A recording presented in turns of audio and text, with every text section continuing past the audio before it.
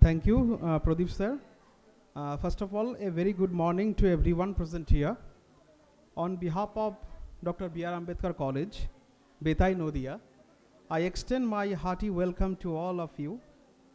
And as we know that we are assembled here on the occasion of the one-day international seminar on the topic, the popular culture, literature and media, being organized by the Seminar and Conference Subcommittee under the supervision of Golden Jubilee Celebration Committee in collaboration with Department of English and Internal Quality Assurance Cell, Dr. B.R. Ambedkar College, BETAI, NADIA.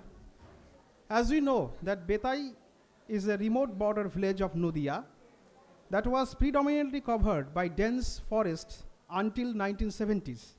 The majority of the inhabitants in this area are rootless refugees who originated from the region formerly known as East Pakistan. These individuals relocated to this locality following the partition in 1947 and the Bangladesh Liberation War in 1971. These homeless individuals demonstrated a sincere desire to provide education for their children, leading them to establish an educational institution after the name of Bhimrao Ramji Ambedkar, the key figure of Indian Constitution. The college was founded with the assistance of local people and their selfless revolution and resistance. Hence, Dr. B.R. Ambedkar College is the result of revolution and struggle of common people of this locality. We'd like to begin the proceedings of the seminar by reconfirming our connection with Mother Nature.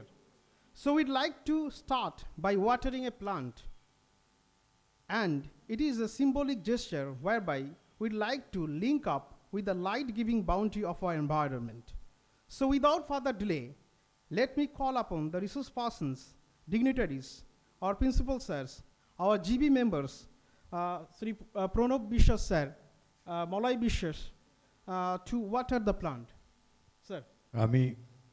আমাদের সমস্ত সমৃদ্ধ ব্যক্তিগণকে এবং principal sir GB মেম্বারগণ মলয়বাবু প্রণববাবুকে অনুরোধ করব যে সজীব সবুজ বৃক্ষে পবিত্র জলদানের মাধ্যমে আজকের অনুষ্ঠানের শুভ সূচনা হবে। এটা অত্যন্ত জীবনমুখী একটা চিন্তাভাবনা যেটা আমরা করে থাকি। যেটা বাবিনবাবু বললেন, বেতায়ের এই যে একটা লড়াই সংগ্রামের মধ্যে দিয়ে সারা ভারতবর্ষের মধ্যে এরকম খুব হাতে গোনা কয়েকটি কলেজ আছে যারা সাধারণ মানুষের তৈরি। তো সাধারণ মানুষ গ্রাসরুট লেভেল থেকে ভাবে, তৃণমূল স্তর থেকে ভাবে। আমরাও চেষ্টা করছি একদম সবুজ বৃক্ষে জলদানের মাধ্যমে আজকের অনুষ্ঠানের শুভ করতালির মাধ্যমে এটাকে সাফল্যমণ্ডিত করার জন্য সকল ছাত্রছাত্রীকে অনুরোধ করছি। অত্যন্ত গুরুত্বপূর্ণ একটি বিষয়, যদিও প্রতীকী বিষয়, কিন্তু আমাদের মাথায় রাখতে হবে যে এই জলদান আসলে সবুজকে আরও বেশি বাড়িয়ে নিয়ে যাওয়ার, জীবনকে আরও বেশি উদ্দীপ্ত করার এক নবাগত প্রক্রিয়া। Thank you, sir. As we know that there is a big gap between theory and praxis, so we have tried to practice in real life and made this plant grow in an organic way, signifying the growth of learning. So we know that in many seminars and conferences, guests are felicitated with a bouquet and memento. And we over here have tried to effect a shift from this as well, and we'd like to maintain our connection with Mother Nature. We'd like to felicitate our distinguished guests by presenting them with a sapling and also with ceremonial clay tablet, as well as you know that Krishnanagar is famous for sweet Shorpuria and Uttoriyo. So we'd like to present them as mementos of this occasion. And first of all, I'd like to request our students to felicitate Professor Amit Bhattacharya, Professor of English, Department of English, University of Gurbango, Malda. আমি আমার হৃদয়ের প্রিয় ছাত্রছাত্রীদেরকে অনুরোধ করছি যে আমাদের যে সমৃদ্ধ ব্যক্তিরা এসছেন তার মধ্যে অমিত ভট্টাচার্য, গৌরবঙ্গ বিশ্ববিদ্যালয়ের প্রফেসর, অত্যন্ত গুণী ব্যক্তি, যিনি আমাদের বিভিন্ন সময় বিভিন্নভাবে ইন্টেলেকচুয়াল পথকে আরও বেশি সুগম করার জন্য অলক্ষ্যে কাজ করেন, তাকে বরণ করে নেওয়ার জন্য আমরা একটু অন্যভাবে বরণ করছি। আমাদের যে প্রচলিত পথ ব্যাচ পড়িয়ে মিষ্টান্ন এবং কৃষ্ণনগরের বিখ্যাত জগৎ বিখ্যাত সেই মিষ্টান্ন দানের মাধ্যমে এবং একই সঙ্গে আমরা ফুলের তোড়া না দিয়ে রুটটাকে কেটে যে সৌন্দর্য দেখানোর চেষ্টা সেটাকে না করে একটা আস্ত গাছ, একটা সজীব গাছ সুন্দর টবের মাধ্যমে তার হাতে তুলে দিয়ে আমরা বরণ করার চেষ্টা করছি। এর মাধ্যমে আমাদের ছাত্রছাত্রী এবং ডেলিগেটসদের কাছে তথা আপামর জনগণের কাছে একটা বার্তা দেওয়ার চেষ্টা করছি যে বৃক্ষ, গ্রিন লাইফ কতটা জরুরি।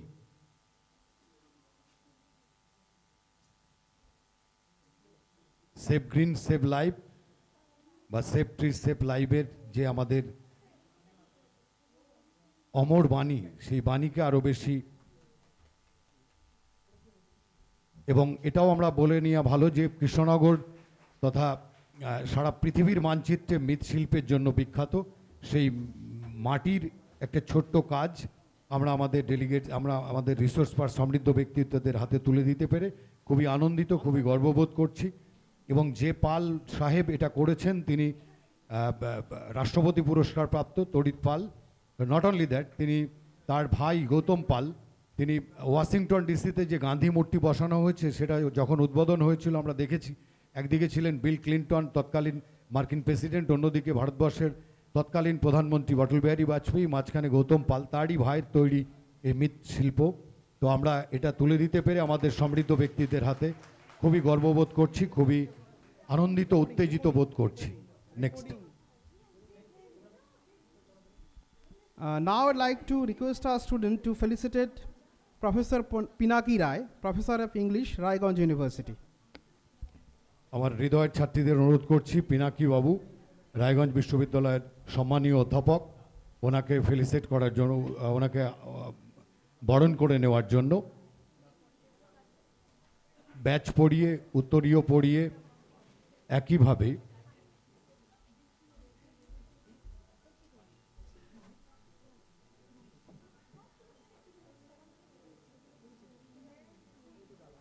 মৃৎশিল্পের যে একটা মূর্তি সেটাও তুলে দেওয়া হচ্ছে। একই সঙ্গে কৃষ্ণনগরের জগৎ বিখ্যাত সরপুরিয়া যে মিষ্টি সেটাও তুলে দেওয়া হচ্ছে। এবং একই সঙ্গে আমাদের যেটা আজকের অত্যন্ত গুরুত্বপূর্ণ বিষয় যে পুষ্পসহ সবুজ বৃক্ষ দানের মাধ্যমে আমরা আমাদের সমৃদ্ধ ব্যক্তিদের বরণ করে নিচ্ছি। আমাদের প্রিয় ছাত্রীরা তারাও একদম সবুজ গাছের মতোই সজীব, তাদের হাত দিয়ে আজকে আমরা আমাদের এই সমৃদ্ধ ব্যক্তিদের একটা উষ্ণ বরণ, এই বছরের শীতলতম দিনে উষ্ণতম বরণের পর্ব চলছে।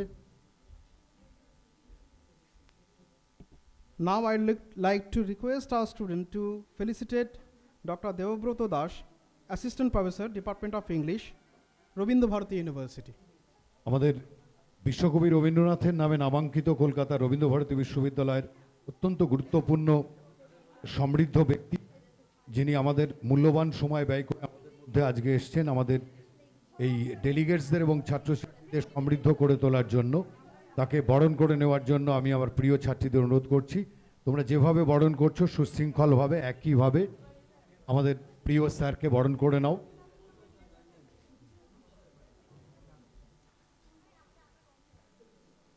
আমরা আমাদের প্রিয় ছাত্রীদেরকে দেখছি, তারা ব্যাচ পড়িয়ে, হাততালি দেবে সবাই, ব্যাচ পড়িয়ে উত্তরীয় পরিধান করিয়ে সেই কৃষ্ণনগরের বিখ্যাত মৃৎশিল্পের নমুনা, মিষ্টান্নের নমুনা এবং কলম, bag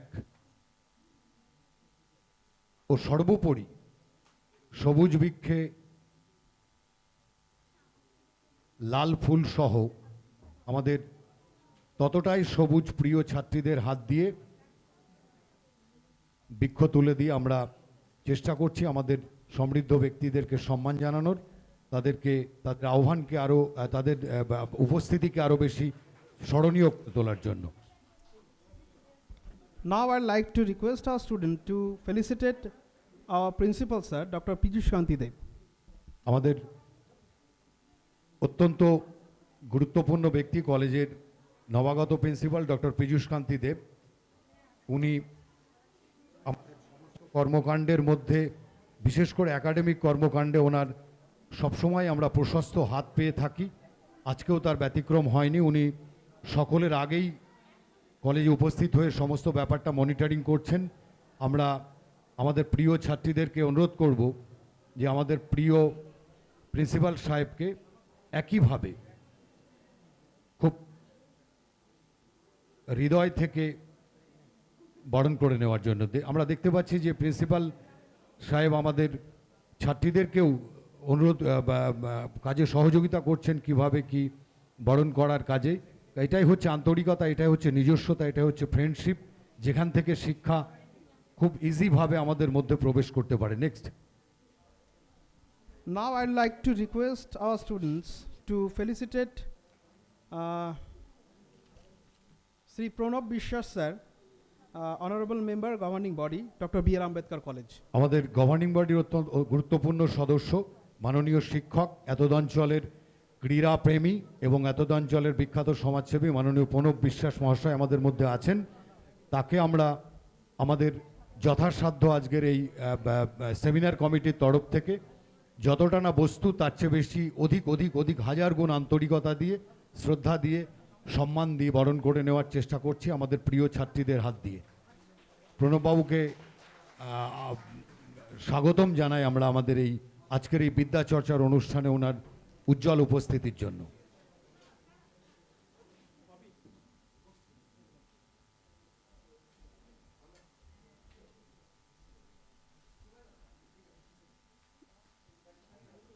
Now I'd like to request our students to felicitate Sri Maulai Bishwas, government nominee, governing body, Dr. B.R. Ambedkar College. He is also the joint convener of Golden Jubilee Celebration Committee. So I'd like to request our student to felicitate Maulai Bishwas. Malay বাবু আমাদের governing বডির member তথা এতদ অঞ্চলের সমাজসেবী। ওনাকে আমরা বরণ করে নেওয়ার জন্য আমাদের প্রিয় ছাত্রদের অনুরোধ করছি এবং ওনাকেও আমরা আমাদের কলেজের সমস্ত কাজে পেয়ে থাকি, আগামী দিনেও পাবো। বিশেষ করে এই ইন্টেলেকচুয়াল অ্যাক্টিভিটিসের মধ্যে ওনাকে আরও বেশি করে পাবো এই আশা রাখি, এই প্রত্যাশা রেখে আগামী দিনে ওনার এবং কলেজের একইভাবে ছাত্রদের চলার পথ সুগম হোক এই বলে আমরা আমাদের বরণ পর্বের প্রায় অন্তিম লগ্নের দিকে পৌঁছে গেছি।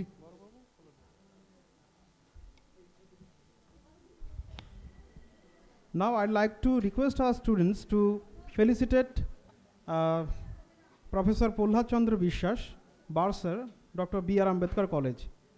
আমাদের প্রিয় ছাত্রীদের অনুরোধ করব যে আমাদের বার্সার সাহেব রয়েছেন ফিলোসফি ডিপার্টমেন্টের অধ্যাপক প্রহ্লাদ চন্দ্র বিশ্বাস মহাশয়, ওনাকে বরণ করে নেওয়ার জন্য।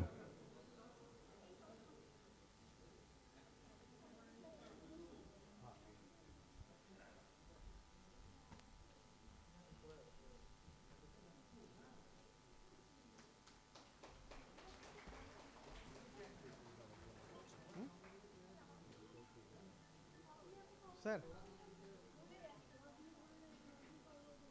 প্রহ্লাদবাবুকে অনুরোধ করছি আপনি যদি মঞ্চের ওপরে আসেন তাহলে আমাদের ভালো লাগবে।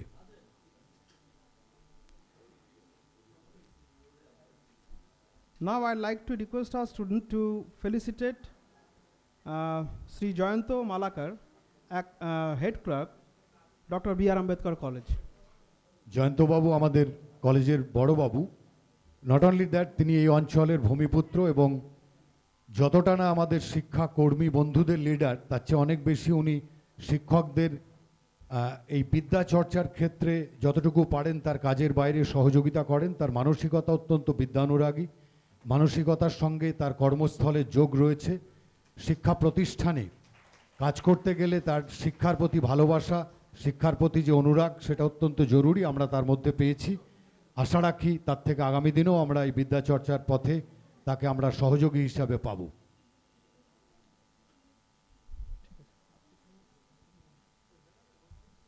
So now I'd like to request our principal, sir, Dr. Piyush Kanti Dev, to deliver welcome address. Sir. Doctor Piyush Kanti দেবকে আমাদের স্বাগত ভাষণের জন্য আহ্বান জানালাম।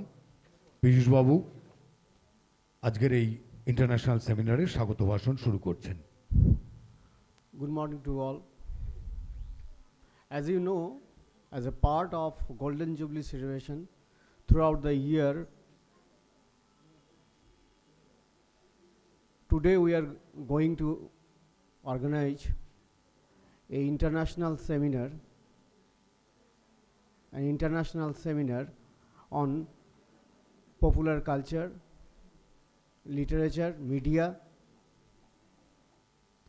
In today's international seminar, we have with us distinguished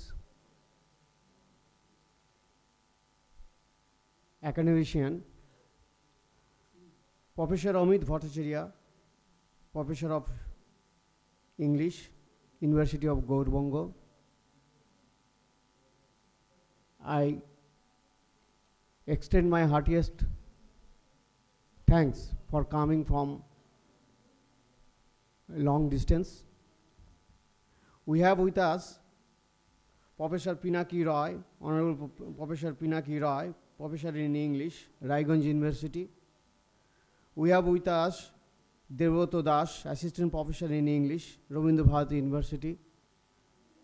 I welcome, on behalf of the college, I welcome all of you on this international seminar. I also extend my gratitude and welcome to all the participants coming from different colleges and my student, my colleagues. In today's discussion, we shall deal with some important topics, which is popular culture. The popular culture was coined in 19th century or earlier. With the rise of industrial revolution in 18th century and in 19th century, there was a rise in social changes which includes the rise in literacy rate, and also it increases the expenditure on entertainment. This was mainly because of the industrial revolution, rise of industrial revolution in 19th and 18th century, and the rise of capitalism. After this, a set of practices, belief, artistic outcomes or object that began to change. So popular culture is recognized by the member of the society as a set of belief, practices, or artistic outcome or object that are dominant or prevalent in the society at a particular time.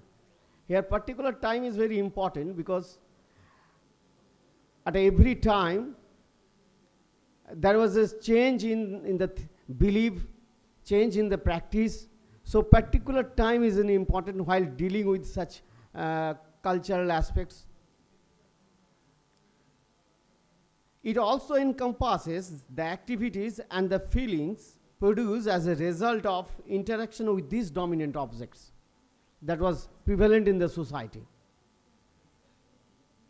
In today's discussion, we shall try to identify some aspects of role of popular culture in the progress of our civilization. I hope this international seminar, I wish this international seminar be a grand success. Thank you all of you for coming. Thank you.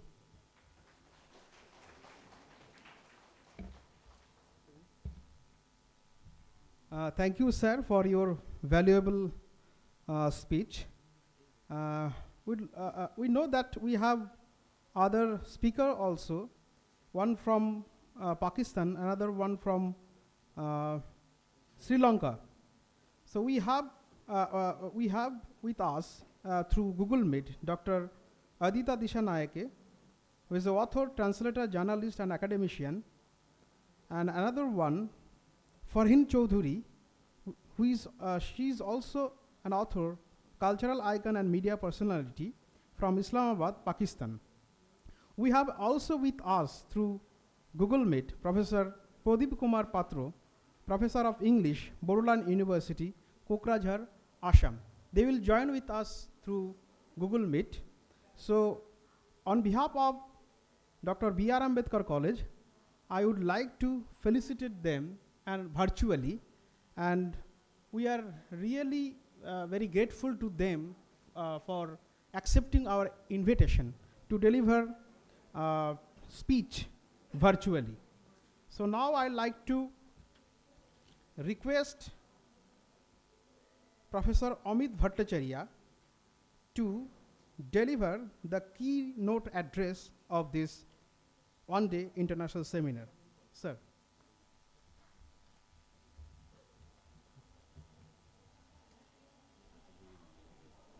মাইক্রোফোনটা এটা রাখার জায়গা উড়ে যাবে না তো, উড়ে না যায়। আচ্ছা আচ্ছা, হ্যাঁ হ্যাঁ, ঠিক আছে, হ্যাঁ একটু ঠিক আছে, ঠিক আছে, হ্যাঁ হ্যাঁ ঠিক আছে। A very good morning to all of you.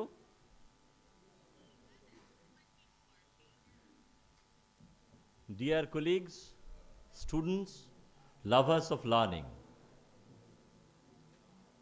Well, usually old fogies are earmarked to deliver the keynote address of a seminar by mouthing pleasant platitudes.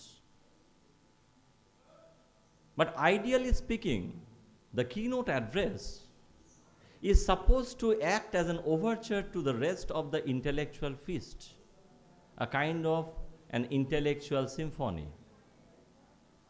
Today I stand here with the double duty of intellectual auspiciation of this occasion. You know, I stand here thrilled with the significance of the occasion because, you know,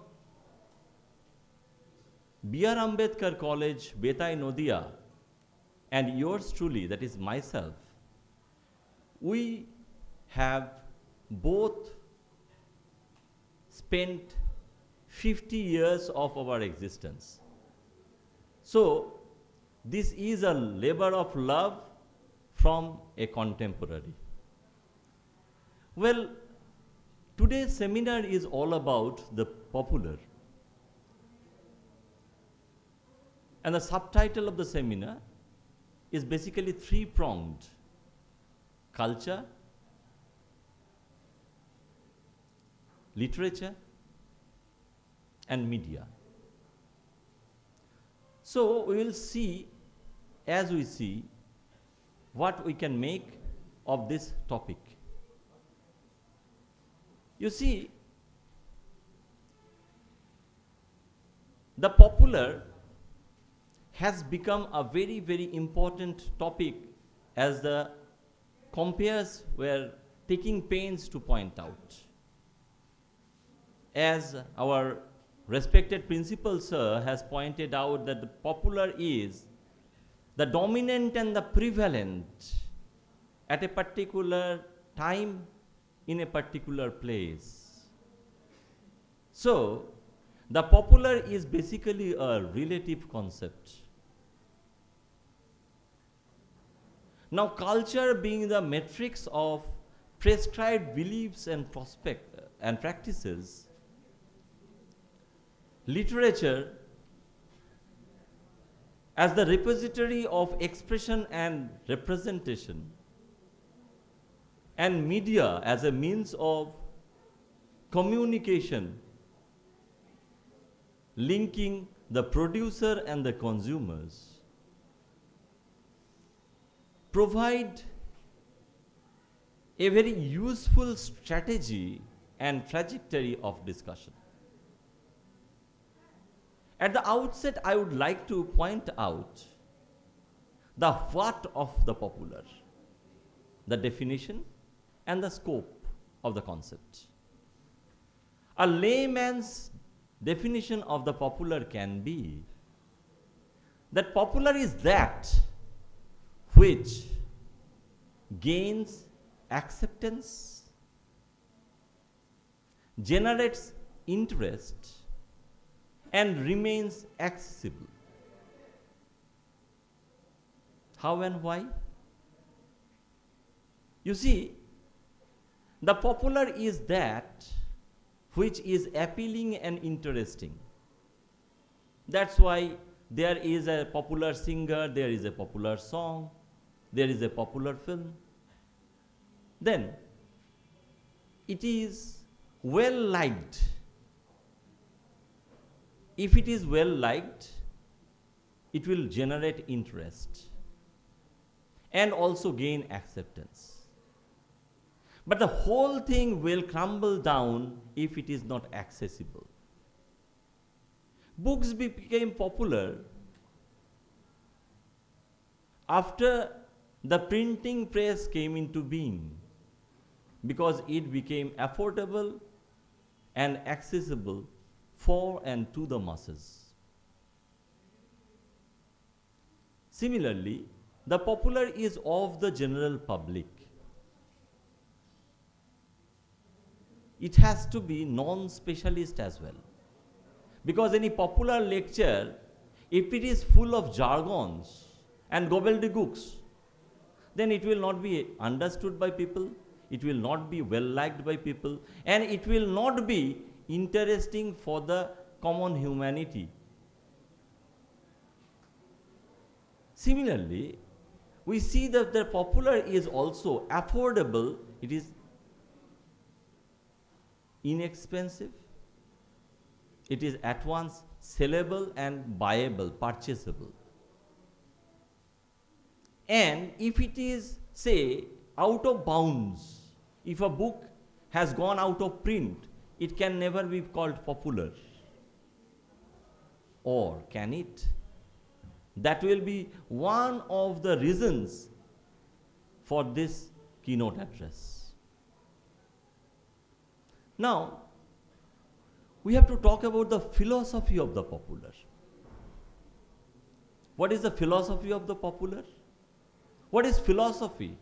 Philosophy is thinking about thought. It is the love of knowledge. So it helps as well as forces us to think about a subject, about a phenomenon. So if popular is a phenomenon, that philosophy of the popular will try to think or make us think about it. And it encompasses 3 dimensions. What are the 3 dimensions? One is the metaphysical dimension. We know that metaphysics, well, there are people from philosophy department, they are, in a way, our friends turned enemies because they will find faults with my generalization. Usually, for a layman like me, metaphysics is about being and beings, about existence, about time and place, and about causality, cause and effect. And I invoke the authority of a great philosopher, Kant, Immanuel Kant, and his book, 1781 book, Critique of Pure Reason, in my aid, to point out the metaphysical dimension of the popular. Popular texts, like literary texts, can dwell upon metaphysical questions, like our place in this universe. I can refer to Shakespeare's plays, for example. Then comes the ethical dimension. We all know that ethical dimension or ethics deal with moral codes and principles. Auchitya. So in a way, the ethical dimension of this popular question has been dealt with by Henry Sidgwick in 1874 in his book, The Methods of Ethics. If we think about the ethical dimension of the popular question, we can refer to, say, a painting like Guernica that talks about the painter's attitude to war and its effects, and force us to question its ethical consequences and its ethical justification as well. Then comes the third thing, the aesthetic dimension of the popular. We all know that aesthetics deals with the creation and apprehension of beauty and the rules of art. In 1970, Theodor Adorno, in his book Aesthetic Theories, has talked about the aesthetic dimension of the popular question. As a result, we may think about a text such as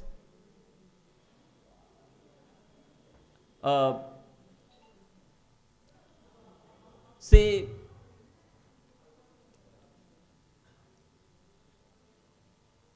The Tempest by William Shakespeare, where the Eurocentric notions of female beauty of, say, someone like Miranda is extolled at the cost of the very earthy existence of someone like Sycorax. If we think about beauty, and if we delve into the world of fashion, we talk about various aesthetics. For example, the pop punk style of the Y2K temporality, or the naughty 90s, both 19th century and 20th century. Similarly, when we talk about the rules of art,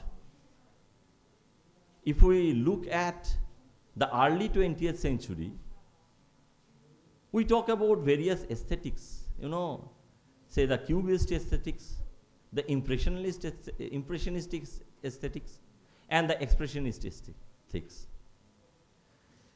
So, we can very easily understand that a philosophical question in terms of the popular needs to be delved deep into. At this juncture, I would like to point out that this keynote address is not going to be comprehensive by any stretch of imagination. I would like to raise certain questions that will be deliberated upon by the other scholars later on.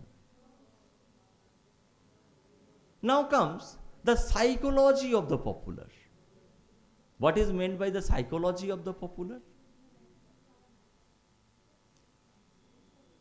What makes the popular tick in the mind of man, both individually and collectively?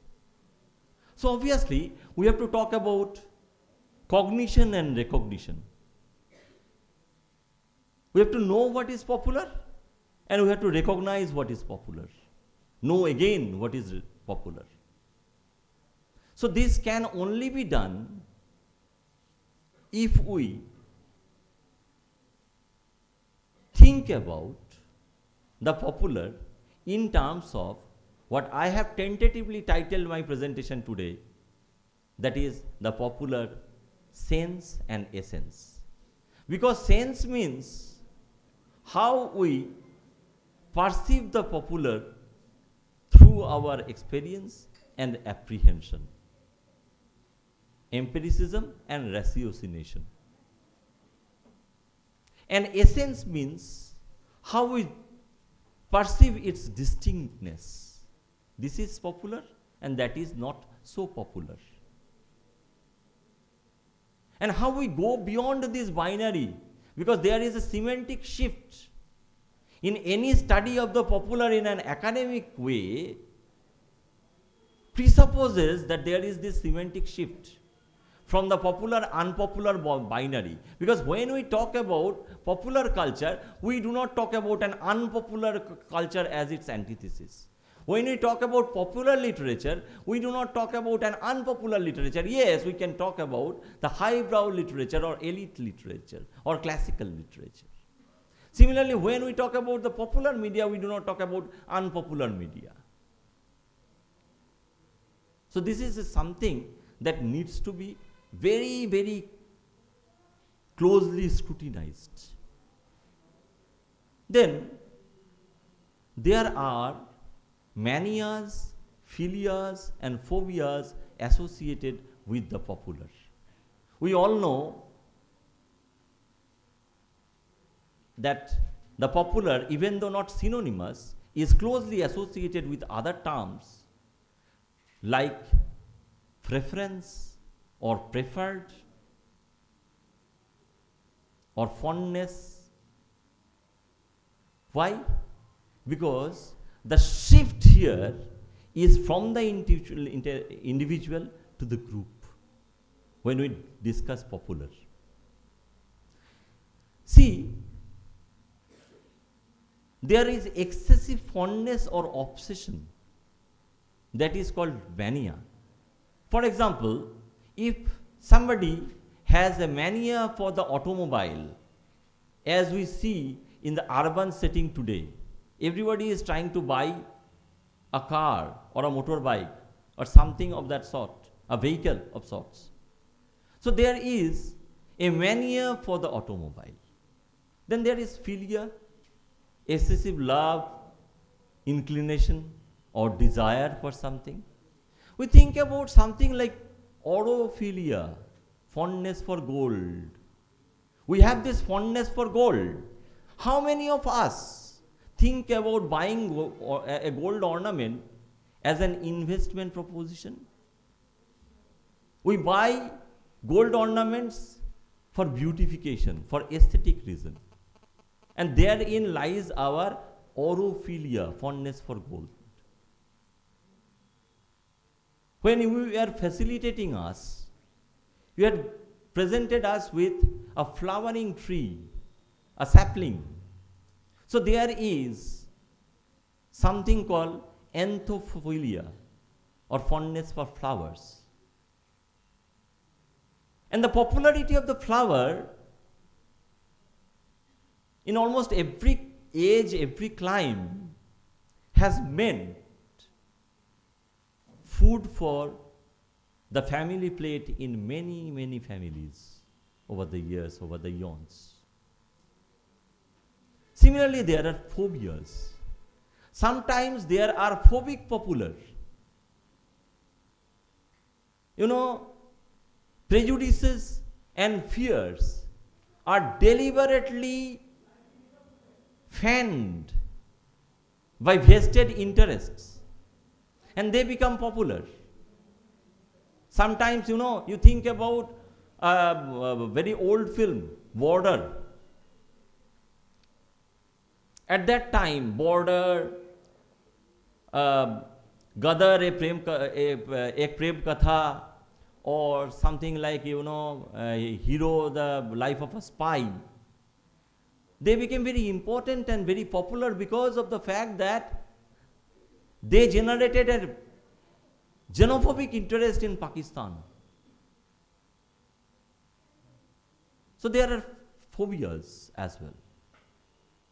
But last but not least, in any discussion of the psychology of the popular, we have to talk about the X factor. that unexplained, unexplainable, and unexpected something that makes something popular and makes something else not popular, not so popular. That is why a film, a big budget film like Shalimar became a flop film, even though it had all kinds of popular elements. So there is this X factor. If that is there, even a low budget film or a casual text may succeed. So not everything can be explained, because we are talking about man, about humanity. That is very unpredictable. Then comes to us the sociology of the popular. Well, the philosophy and the psychology of the popular have been discussed in a nutshell. We need to talk about the sociology of the popular, There is the coexistence of the global and the local. There is a consideration of the time and the place, as our principal sir was trying to talk about.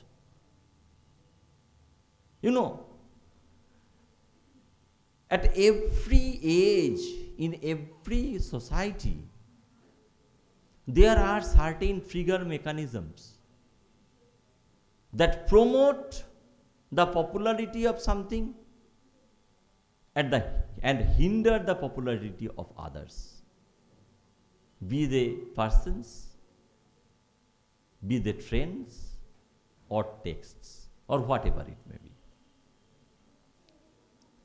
You see,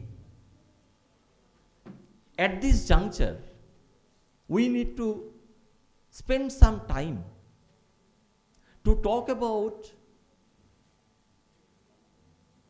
in some detail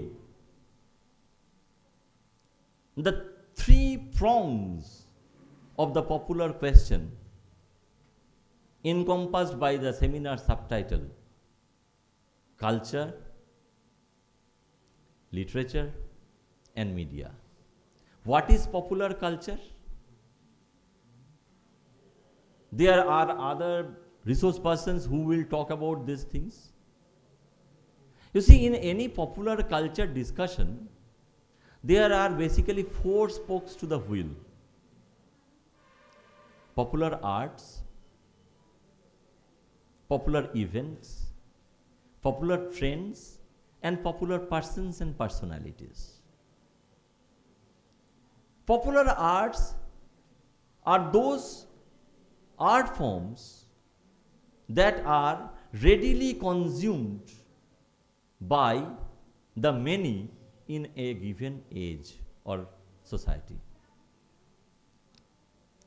There is literature, there is painting, there is music, there is theater, there is dance. These are considered to be popular art forms. And that's why, popular texts, culture texts in films, in theater, they encompass all these elements. Then comes popular events. We know popular events are also parts of popular culture, because popular events give us the time and the incentive to enjoy as well as to judge the popularity of the occasion. For example, the Golden Jubilee celebration of this college. This is a popular event that has called for the large-scale mobilization of the college funds and the college human resources and the intellectual resources that the college authorities could lay their hands upon from near and far. There are religious occasions, political occasions, games and sports, special interest occasions, social occasions. When we were actually coming up to enter this room, this seminar hall, we are being entertained by film music that sound box was blaring somewhere. There may have been a religious or a social occasion like a marriage or some puja that caused that music. So it is basically the effusion of the popular spirit and the gregarious spirit inherent in man. And that actually encompasses the essence of the popular as well. Similarly, there are popular trends. What are popular trends? There is a trajectory that any trend actually follows. Inclination, swing, vogue, and evolution. For any trend to set in, there has to be a large scale inclination. We are talking about popular culture here. Then there has to be a swing. You think about Badam Badam. There was an inclination for the mundane, for the travesty. And then there was a swing. There was a vogue. The vogue for, reels. Vogue for apps like Star Maker that our driver Biplab Babu was actually regaling us with. And there is also evolution, because these trends have evolved and will evolve over time. You think about Baul Gan, which was very popular at a time. How the subject matter of this Baul Gan has changed and evolved over the years will give us a very, very clear-cut directive towards our discussion of the popular. Then there are also persons. There are the achievers, the celebrities, the influencers. The influencers, the spin doctors who made Tony Blair a prime minister. Someone like PK. They are the influencers, the spin doctors. They are not mere psephologists.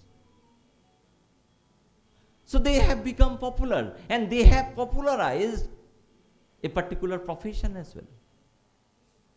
So there is at the same time popular recreation and popular profession that change over time as the needs and inclinations of our society changes.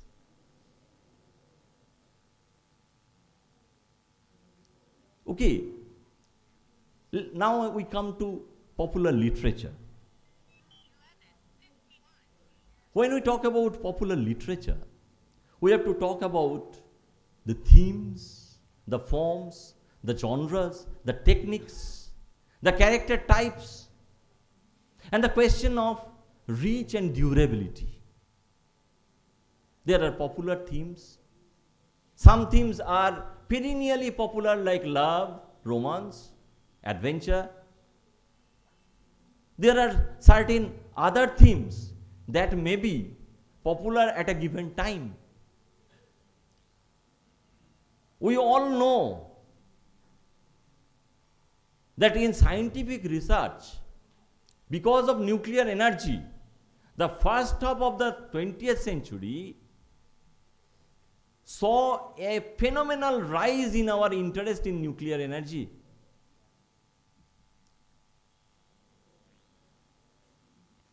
And physicists the world over were flocking to Göttingen University in Germany to become acquainted with and proficient in nuclear physics. That vogue has passed. Sometimes it was space. Sometimes it has been communication, telecommunication, ICT. And the trend actually marches on with time. And this interest is reflected in popular literature as well. That's why we see the phenomenal popularity in particular ages of science fiction, spy fiction, detective fiction, horror fiction, and so on and so forth, even disaster fiction after the pandemic, the COVID-19 pandemic. Now, we talk about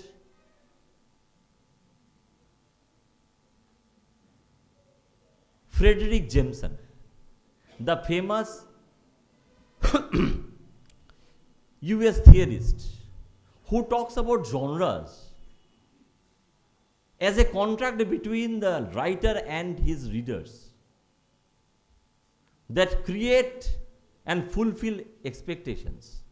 But here we have to contextualize Frederick Jameson by adding this, that yes, they create and fulfill expectations, but in ever unpredictable ways.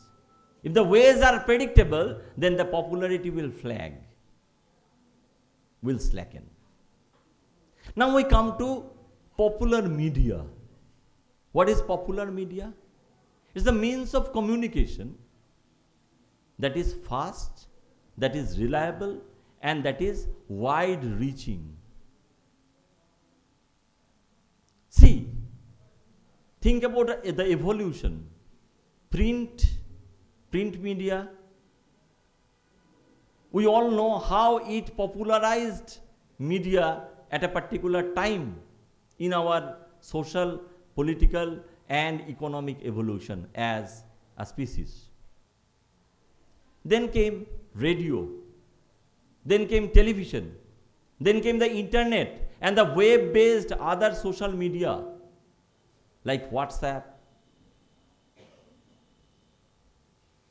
You know, the thing is, which one will stick and which one will fail? There is the X factor. Yes, experts have tried to point out the inherent strength of certain products and services and the inherent weaknesses of others.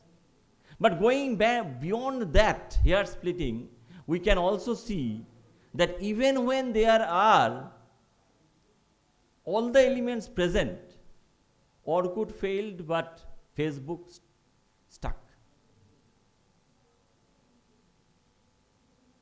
So you see, what is communicated through mass media or popular media? This will give us a pointer to the entire gambit of our discussion. Information, opinion, advocacy, then propaganda, advertising, entertainment, artworks, other expressions. You see, the fact is, popular media has the enormous strength and significance of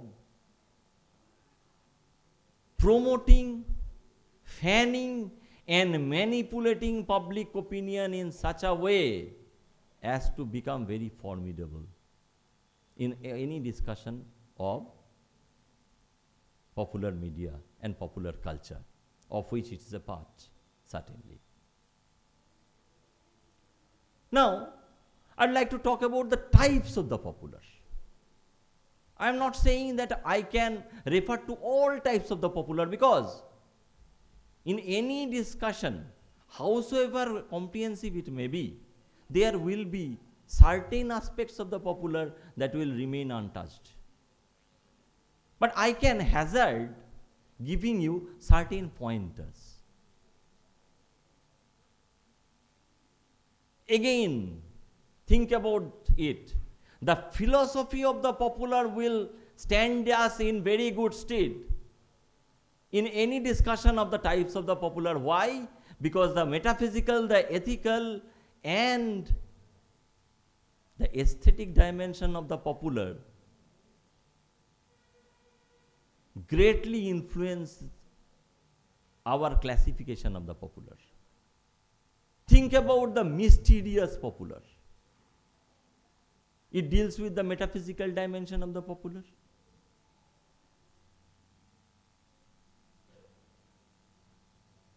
Any horror film, any mysterious film, like Amir Khan's Talash, they deal with what is called the mysterious popular. Now you may raise your hand to ask me this question. But Talash was not very, very successful in the box office. But it was a part of popular media because it was a film. Which one will be successful, which was when one else will be unsuccessful, does not preclude our discussion of the popular. We have to understand this. See, there is also the speculative popular. About the kind of future we may have. It may be the drowned world, a dystopic fiction, or 2001 A Space Odyssey,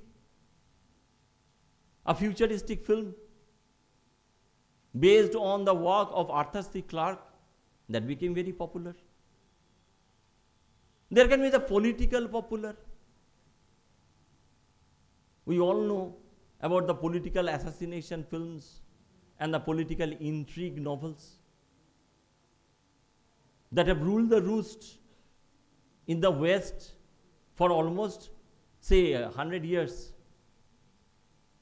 The spy fiction was basically a spin-off from this political popular. We all know about it. Similarly, there is the erotic popular. Call Me By Your Name, or very sensuous films, paintings. The Kiss, for example, as a sculpture. You know, these are all manipulation of the erotic popular. Then there is also the thanatotic popular that deals with the death wish or the death preoccupation. Again, a mania with death.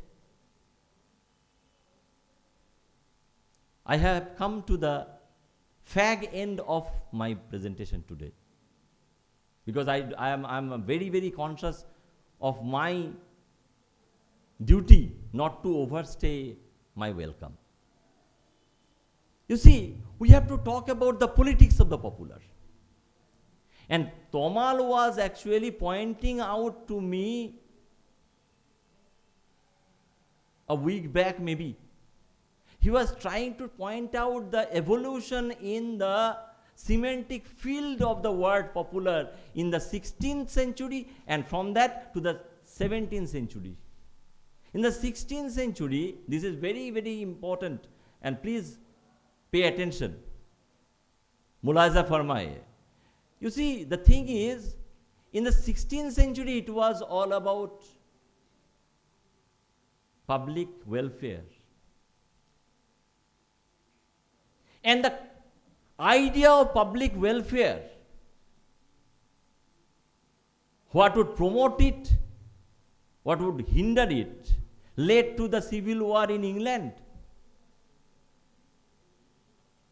Students of literature and history may know this, that you know, this was basically a clash in the ideas, the conflicting ideas about public welfare. But in the 17th century, it actually changed. There was a paradigm shift, and the popular meant manipulation. Thereby, nationalism, patriotism, revolutionary verb and zeal, everything was promoted in the name of certain ideologies. You think about the French Revolution, you think about the Metternich system, you think about the American Revolution, and we will be able to understand what is meant by this. Because ideology shapes and forms our idea of the popular. Any discussion of the popular will remain certainly incomplete if we don't see the points of intersection that it has with the successive Weltanschauungs or world outlooks like modernism, postmodernism, post-structuralism, post-colonialism, feminism, Marxism, and the ilk. Thereby, the tendency to merge and to break down boundaries that postmodernism inculcates in us have greatly influenced our shifting taste and idea of the popular. You see, we have all assembled here for the Golden Jubilee celebration, or at least as a part of the Golden Jubilee celebration. And there is a saying in English, speech is silver, but silence is golden. So my enduring salute to this occasion will be if I embrace the golden silence. Thank you.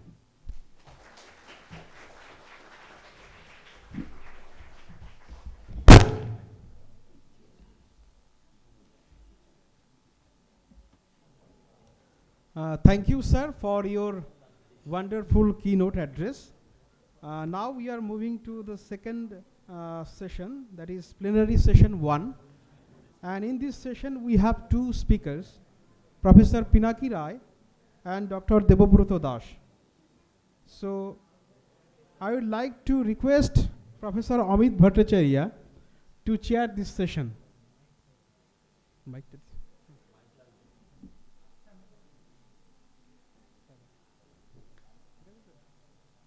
Hello, hello. Sir.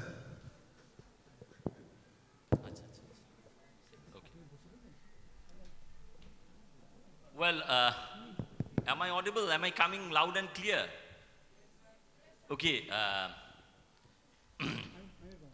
Actually, because we are running short of time and running late as well, I'd like to request my friend and brother, Professor Pinaki Roy, who comes from Raiganj University and who is going to talk about generic specificity in his presentation. You know, he is going to talk about the travelogue and why we should place and how we should place the travelogue as a part of what is called popular writings. And he will take a very hands-down approach to this. So without further ado, let me hand over the mic to Pinaki Roy, who will speak for 25 minutes or thereabouts. Okay. The silence has already been announced, so I need to be silent after 25 minutes. So basically, what I'm going to speak today is the topic is the travelogue as part of popular writings on the production of one. First of all, I would like to register my thanks to the college management, to the college authorities, and of course to Professor Amit Bhattacharya, my dada, who was actually, because of whose, okay, I'm not going to the personal details. Okay. First of all, it was only during the 16th and 17th centuries that conscious, proper, and elaborate attempts were made to record individual experiences of journey. The English writer Richard Hakluyt's The Principal Navigations, Voyages, and Discoveries of the English Nation in 1589, and the French adventurer François de la Bola de Gauze, Travel and Observations of Monsieur de la Bola de Gauze, are presently considered by numerous literary historians to be the two earlier foundational texts of travel writing. আমরা সবার আগে যেটা বলতে চাই আর কি, হচ্ছে travel রাইটিংটা কিন্তু basically যদি আমরা একটা ইনস্টিটিউশনাল অ্যাপ্রোচ বা ফর এক্সাম্পল একটা মানে বেশ একটা কি বলবো একটা মানে official approach to writing the travelogues আমরা দেখি, তাহলে সেটা সবার আগে ইংল্যান্ড এবং ফ্রান্স থেকে এসছে। তার একটা বড় কারণ ছিল ইংল্যান্ড এবং ফ্রান্সের লোকদের সঙ্গে আমেরিকানদের একটা বেসিক পার্থক্য আছে। ইংল্যান্ড এবং ফ্রান্সের লোকেরা সবসময় ঘর থেকে বেরিয়ে যেতে চায়, আমেরিকানরা ঘরে ফিরতে চান। সেই জন্য আপনারা যদি আজকে ইংলিশ গান শোনেন বা ফ্রেঞ্চ গান শোনেন, ওগুলোর মধ্যে দেখবেন অ্যাডভেঞ্চারের কথা লেখা আছে, বাইরে বেরোনোর কথা লেখা আছে, ইম্পেরিয়ালিজমের কথা লেখা আছে। আমেরিকান গানগুলো কিন্তু সব কিছুই ঈদের ঘরে ফেরার গান, country roads take me home টাইপের যেগুলো গান আছে আর কি, সেই জনের গানগুলোকে। বা আর একটা যেটা হতে পারে সেটা হচ্ছে যে শস্য কাটা, আমি ঘরে তুলবো, সেই জিনিসগুলোকে নিয়ে আমি মানে থাকবো, একটা খুব সুন্দর সাংসারিক জীবনযাপন করবো, এই টাইপের কিছু কিছু গানগুলো আমেরিকার মধ্যে থাকে। এবং সেই কারণে আজকে কিন্তু আমরা যখন ওয়ার্ল্ড লিটারেচার দেখছি, ওয়ার্ল্ড লিটারেচারের মধ্যে কিন্তু আমরা ট্রাভেলগসগুলো বা ট্রাভেল রাইটিংয়ের আমরা প্রথম ইম্যানেশন, প্রথম যে অরিজিন, সেগুলো অ্যাকচুয়ালি ব্রিটিশদের কাছ থেকে পাচ্ছি বা ইংলিশদের কাছ থেকে। I am not going to use the term British, I am going to use the term English. যে তারা সবসময় ঘর থেকে বেরিয়ে যাচ্ছে, তারা অনেকটা রুটলেস একটা existence. I am sorry, I am actually using a very apolitical kind of word, কিন্তু মানে তারা ভীষণ রকমভাবে মানে মানে তারা ঘর থেকে সবসময় বাইরে বেরিয়ে যেতে চায়, তারা আটকে থাকতে চায় না ঘরের মধ্যে। As far as the etymology of travelogue, that is a piece of writing about travel, is concerned, the first usage of the word can be noticed as late as in 1903 in the essays of the American traveler Burton Holmes. Okay, what is most important to decide before the beginning of the composition of travelogues is whether the writing is intended to be narrative, descriptive or instructive. আমি একদম সোজা মানে আমাদের কি মানে বিষয়গুলো ট্রাভেলগস লেখার জন্য মনে রাখতে হবে সেগুলোর দিকে চলে যাবো, কারণ অমিত অলরেডি আমাকে সাইলেন্সের টাইম বেঁধে দিয়েছে, কারণ 25 মিনিট পরে থামিয়ে দেবে, সুতরাং আমার পক্ষে গোটাটা বলা সম্ভব না। আচ্ছা, instructive travelogues further can be of two types.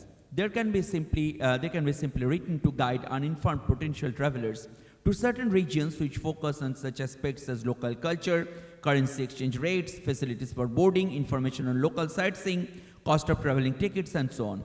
On the other hand, in instructional travel writings such as John Bunyan's The Pilgrim's Progress, Jonathan Swift's Gulliver's Travels, or Samuel Butler's Erewhon, the primary purpose is to make readers aware of the preponderance of human sin over virtue, human jealousy, and the supposed futility of scientific quests or the absurdities of Victorian societal norms. Narrative travel writings such as Graham Greene's Journey Without Maps on the novelist's weekend tour through the interior of Liberia, and V.S. Naipaul's and An Area of Darkness detailing the writer's tours to India, his country of origin, in the 1960s, are intended to be fictionalized with primary importance to the interconnection of events. Now, travelogues er moddhe ekta bhishon important ব্যাপার আছে। ট্রাভেলগস দুটো কারণে লেখা হয়। First হচ্ছে কাউকে instruction দেওয়ার জন্য। আমরা যখন ভ্রমণ বৃত্তান্ত লিখি তখন সেই ক্ষেত্রে আমরা আপনাদেরকে একটা কোনো জায়গা সম্পর্কে জানাতে পারি, সেই জায়গাটা যেতে ভিসার কি ঝামেলা আছে, বা সেখানটায় গিয়ে পাসপোর্ট নর্মস কী আছে, সেটা যেতে কতখানি টাকা পয়সা লাগতে পারে, সেখানটায় রুলস অ্যান্ড রেগুলেশনস কী আছে, আপনি কবে গেলে অমুক জায়গা দেখতে পাবেন এবং কবে গেলে দেখতে পারবেন না, এগুলো হচ্ছে ইনস্ট্রাকশনাল। ঠিক আছে। এবং আর এক ধরনের যেটা ট্রাভেল রাইটিং থাকে সেটা হচ্ছে পিওরলি জ্ঞান দেওয়ার জন্য। যে আমরা ধরুন আজকে একটা ট্রাভেল রাইটিংয়ের মাধ্যমে আমরা প্রচুর রকম ফিলোসফিক্যাল জিনিসপত্র ডিসকাস করছি আর কি। তো এবার ব্যাপারটা হলো যে 17th সেঞ্চুরি 18th সেঞ্চুরিতে এই ধরনের রাইটিংসগুলো প্রত্যেকটা লোকই পছন্দ করতো পড়তে আর কি, যে সবাই ভাবতো যে আমাদের মনের মধ্যে প্রচুর পাপ আছে, আমরা ধরুন এই ধরনের লেখাগুলোর থেকে আমরা সেই পাপ থেকে মুক্ত হতে পারবো। কিন্তু বেসিক্যালি যেটা দেখা গেল এখনকার দিনে আমরা যদি কাউকে ফ্রিতে জ্ঞান দিতে যাই, যেগুলো আগেকার দিনে দেওয়া হতো আর কি, সে লোকটা হয়তো আমাদেরকে দুটো বাজে কথা বলে দিয়ে চলে যাবে, কেন ওখানে কারোর জ্ঞান শোনার মতো কোনো টাইম নেই। সুতরাং এখন যেটা সবচেয়ে বেশি মানে চলে আর কি, সেটা হচ্ছে ইনস্ট্রাকশনাল ট্রাভেল রাইটিং। যে আমরা একটা কোনো জায়গায় বেড়াতে যাব, আমাদের সবার আগে এখন আমরা কী করতে শুরু করি, সার্চ করতে শুরু করি যে কোনো জায়গা থেকে, যে সেখানটায় যেতে খরচা সবচাইতে ইম্পর্ট্যান্ট। আমি একটু পরে বলবো যে কীভাবে একটা ট্রাভেল রাইটিং, একটা সাকসেসফুল ট্রাভেল রাইটিং সম্ভব আর কি। যে সবচাইতে বড় খরচা কত লাগতে পারে, কোথায় থাকবো, হোটেলটা ভালো কিনা, তার রেটিং কত আছে, এগুলো সব কিছু কিন্তু এখন এই ট্রাভেলগসের মধ্যে ভীষণ ইম্পর্ট্যান্ট একটা পার্ট হয়ে দাঁড়িয়েছে। কিছুদিন আগে পর্যন্ত, that is up to the 1980s, যখন ট্রাভেল রাইটিংসগুলো লেখা হতো, সেই সময় একটা ভীষণ ইম্পর্ট্যান্ট এলিমেন্ট থাকতো না, সেটা হচ্ছে টাকা পয়সার কোনো খরচা দেওয়া থাকতো না। তার কারণ হচ্ছে যে প্রত্যেকেই মনে করতেন যে বেড়াতে গিয়ে আপনি কিভাবে খরচা করছেন সেটা সম্পূর্ণ আপনার ওপর নির্ভর করছে, যে আপনি কোথায় থাকছেন, কত বড় হোটেলে থাকছেন, কি কি কিনছেন, সবচাইতে ইম্পর্টেন্ট। কারণ আমাদের বেড়াতে গেলে যত রাজ্যের বাজে জিনিসপত্রগুলো আমরা কিনে নিয়ে আসি, হয়তো সেগুলো আদৌ আমাদের কোনো দরকার নেই, জিনিসপত্রগুলো হয়তো নষ্ট হয়ে গেল কিছুদিন পরে, কিন্তু আমাদের সেটা কিনতে হবে। স্মৃতিটা বেশি দিন থাকে না। কারণ আমরা যখনই ধরুন আজকে রাজস্থানে গেলেন, যে একটা চামড়ার ব্যাগ কিনে নিয়ে আসলেন, একটা পচা চামড়ার ব্যাগ আপনাকে গুছিয়ে দিল, ঠিক আছে? সেই জন্য কিছুদিন আগে পর্যন্ত কিন্তু আগে ট্রাভেলগসগুলোর মধ্যে কিন্তু টাকা পয়সার কথা কিছু লেখা থাকতো না। But now it has become very important that you must mention the ticket costs and the cost of hotels and everything. So basically এবার একটা কিভাবে একটা গুড ট্রাভেলগ লিখতে হবে, কেননা যেহেতু অমিতা বসে আছে ঘাড়ের ওপরে কি থামিয়ে দেওয়ার জন্য, আমি একটু চটপটের কি জাস্ট আর কি জিনিসগুলোকে ডিসকাস করব। হ্যাঁ হ্যাঁ আচ্ছা, এবার একটা জিনিস শুনুন। While attempting to write travelogues, the prospective author must remember several aspects of good travel writings. যে আজকে যখন আমরা একটা ভালো ট্রাভেলগ লিখতে যাচ্ছি, আমাদেরকে মাথায় রাখতে হবে আমাদের কি কি ধরনের জিনিসপত্রগুলো নিয়ে লিখতে হবে, এবং যেটা অ্যাকচুয়ালি মানে জনগণের মধ্যে ভীষণ রকমভাবে পপুলার হবে, ভীষণ রকমভাবে জনপ্রিয় হবে। এই জনপ্রিয়তাটার জন্য আমাদের বেশ কিছু অ্যাসপেক্টস মাথায় রাখতে হয়। In the Wilson Quarterly for winter 2010, Arnold Zweig offers an idea of what a good travelogue must be like. What I quote করছি, the travel book itself has a similar grab-bag quality. It incorporates the characters and plotline of a novel, the descriptive power of poetry, the substance of a history lesson, the discursiveness of an essay, and the often inadvertent self-revelation of a memoir. অনেকগুলো aspect থাকতে হবে, তবে সেটা কিন্তু travelogue হবে। আপনি কোথাও একটা বেড়াতে গিয়ে মুহূর্তের মধ্যে 2 লাইন লিখে পেলেন, that would not be a travelogue. Travelogue কিন্তু বুঝতে গেলে অনেক কিছু ব্যাপার সেগুলো মানে লিখতে গেলে মাথায় রাখতে হবে। আর একবার বলছি, প্রথম কথা হচ্ছে characters and plotline of a novel, the descriptive power of poetry, the substance of a history lesson, the discursiveness of an essay, and the self-revelation of a memoir. It revels in the particular while occasionally illuminating the universal. Particular এবং universal দুটোই থাকবে। It colors and shapes and fills in gaps.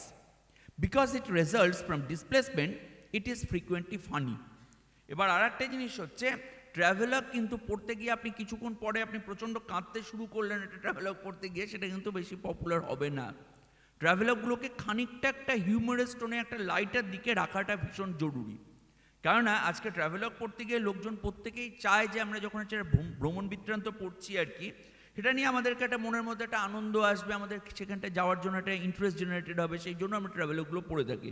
But that is ensured while we actually put much more importance on making it funny. It takes readers for a spin, and it shows them usually how lucky they are. It humanizes the alien.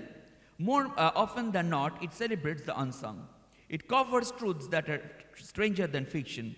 It gives eyewitness proof of life's infinite possibilities. এটা উনি বলেছেন যে এগুলো ট্রাভেলগসের মধ্যে রাখতে হবে। Often, good travelogues are written in such a manner that once readers visit the places described in travelogues, they get a sense of déjà vu. It especially becomes possible because of the grab-bag quality of writings, as mentioned by Zweig. While trying to incorporate elements of novel, poetry, history, essay, and memoir, it is necessary that the author identifies target readers. এটা একটা কিন্তু ভীষণ important জিনিস। সেটা হচ্ছে যে আমরা ট্রাভেলগকে যতই পপুলার লিটারেচারের পার্ট হিসেবে ফেলি না কেন, পপুলার রাইটিংসের পার্ট হিসেবে ফেলি না কেন, ট্রাভেলগসের কিন্তু একটা টার্গেট রিডার থাকে। এক ধরনের ট্রাভেলার থাকে যারা বেসিক্যালি ট্রাভেলগ না পড়ে শুধুমাত্র ধরুন এয়ারবিএনবি বা ধরুন ট্রাভেলের যেগুলো মানে ওয়েবসাইট আছে সেগুলোর ওপরে টার্গেট করে তারা বেড়াতে যান, এবং আর একটা সেকশন যারা বেসিক্যালি কালচারের ওপরে ভীষণ রকমভাবে জোর দেন আর কি, তারা ট্রাভেলগ পড়েন। এবং সেই জন্য মাথায় রাখতে হবে আমাদের যে আমরা যখন একটা ট্রাভেলগ লিখবো বা আমরা যখন একটা ট্রাভেলগের পপুলারিটি নিয়ে ডিসকাস করব, সেটা কোন ধরনের টার্গেট অডিয়েন্সকে উদ্দেশ্য মানে জাস্ট মানে কি কমেমোরেট করে লেখা, সেই জিনিসটা আমাদেরকে কিন্তু মাথায় রাখতে হবে। Readers can belong to any societal stratum.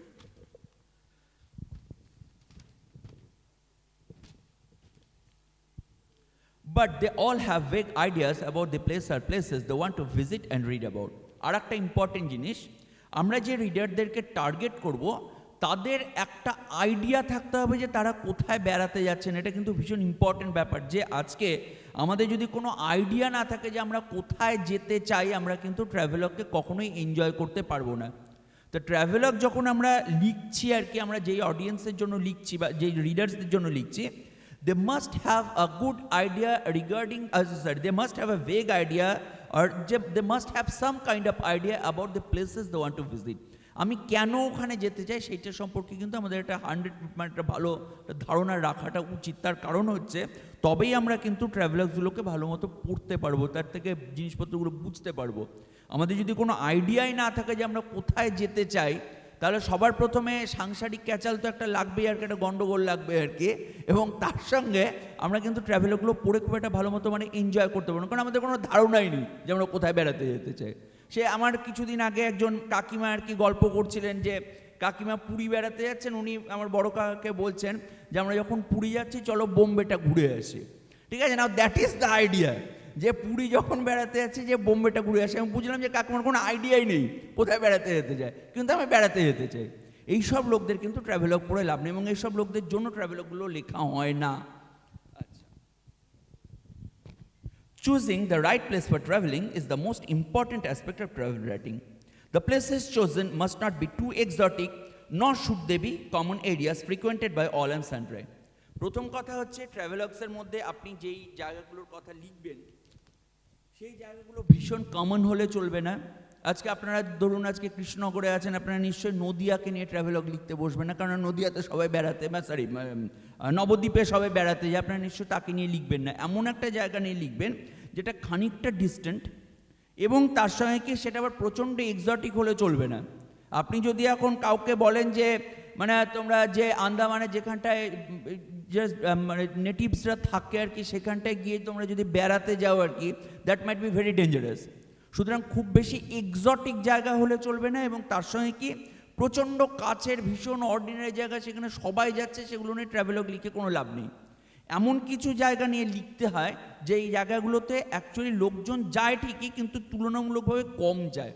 এবার একটা ইম্পর্টেন্ট ব্যাপার হচ্ছে যে কিছুদিন আগে পর্যন্ত বাঙালিদের কাছে একটা ভীষণ ইম্পর্টেন্ট ট্রাভেলগের যেটা মানে ইয়ে ছিল আর কি, প্লেস ছিল, দ্যাট ওয়াজ লন্ডন।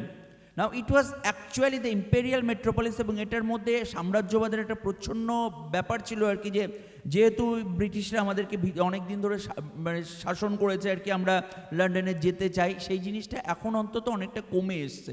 এই পোস্ট কলোনিয়াল যুগে এই যে লন্ডনের যে লন্ডন সেন্টার্ডনেস, যত ট্রাভেলার্স লেখা হবে তার 50% লন্ডন কেন্দ্রিক লেখা হবে আর কি, এই জিনিসটা এখন কিন্তু ওয়েস্ট বেঙ্গলে অনেকটা কমে গেছে। আচ্ছা,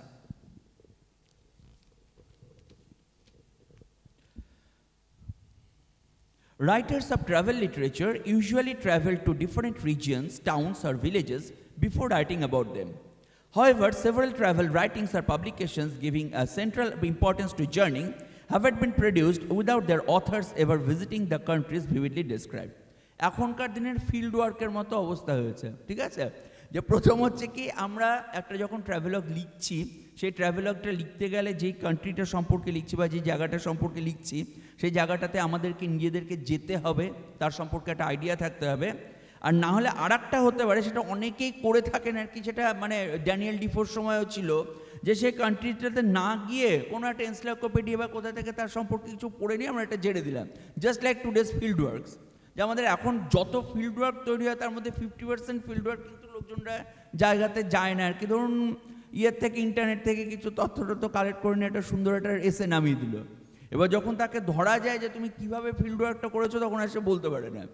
তো ট্রাভেলগের ক্ষেত্রে কিন্তু একটা ভীষণ ইম্পর্টেন্ট জিনিস হচ্ছে যে তোমাকে সেই জায়গাটায় যেতে হবে, আমাদেরকে সেই জায়গাটায় গিয়ে দেখে তাকে অনুধাবন করে তাকে উপলব্ধি করে সেই ট্রাভেলগটা লিখতে হবে। Now that is very important, otherwise আমরা যে ট্রাভেলগটা লিখবো সেই ট্রাভেলগটা কিন্তু আর একজনের চোখ দিয়ে দেখা একটা জিনিস, আমরা নিজেরা দেখিনি। এবার আমরা যখন সেই ক্ষেত্রে ট্রাভেলগটা লিখছি কোনো একটা জায়গায় না গিয়ে, it becomes twice remove from reality, এবং সেখান থেকে যে ইনফরমেশনগুলো পাওয়া যায়, সেই অথার যিনি গেছিলেন আর কি, যাকে আমরা টুকলি করে মেরে দিয়েছি আর কি ট্রাভেলগটাকে, তিনি হয়তো একটা চোরের খপ্পরে পড়েছিলেন ওখানটায় গিয়ে, প্রচুর টাকা পয়সা গেছে। সুতরাং সেই ক্ষেত্রে তিনি যেভাবে জিনিসটাকে ডিসক্রাইব করেছেন, আমরা যদি সেটাকে ডিসক্রাইব করতে যাই সেইভাবে, it would actually become a kind of a disaster.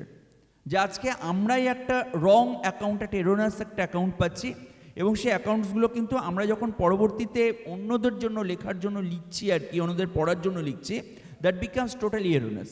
So this must be avoided. যে আজকে একটা ট্রাভেলগ লিখতে গেলে, তাকে পপুলার করতে গেলে, এটা আমাদেরকে এনশিওর করতে হবে যে যিনি লিখছেন, he must visit that place আর she must visit that place. Otherwise এই সেকেন্ড হ্যান্ড অ্যাকাউন্টস লিখে কিন্তু কোনো লাভ নেই। আগেকার দিনে ছিল ড্যানিয়েল ডিফো, বলো এত তাড়াতাড়ি শেষ নেই।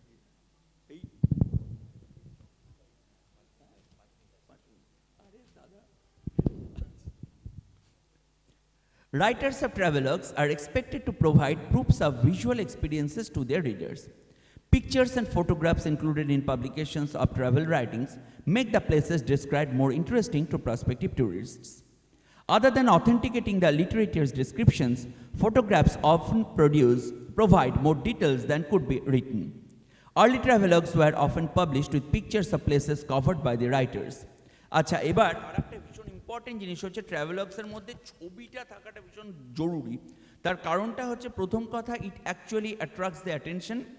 2 নম্বর, ইট also becomes a kind of a proof, যদি আপনি ইন্টারনেট থেকে না চুরি করে থাকেন আর কি, it also becomes a kind of a proof that you have actually visited the place.